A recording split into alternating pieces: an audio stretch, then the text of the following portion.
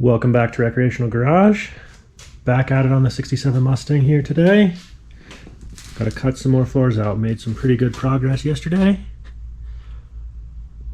Got the steering column out, the brake pedal out, gas pedal's gone, parking brake is gone, parking brake handle that is. Got to just keep cutting more away. Try to get that new piece to sit in there. This is my first time doing floors. So far it's going okay. We'll see how the end result is.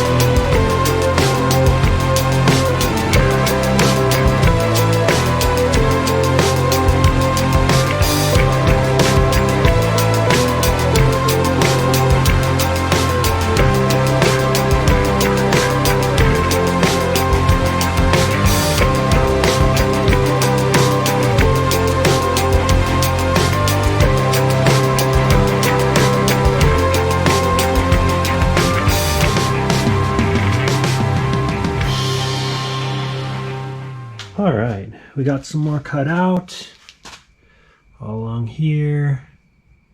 Got some ground down here so we can try to test fit. Start getting it a little bit closer and a little bit closer. I am going to have to start taking out the dash so that I can work on this upper piece here. I'm going to have to order some torque box replacements. These things are hosed.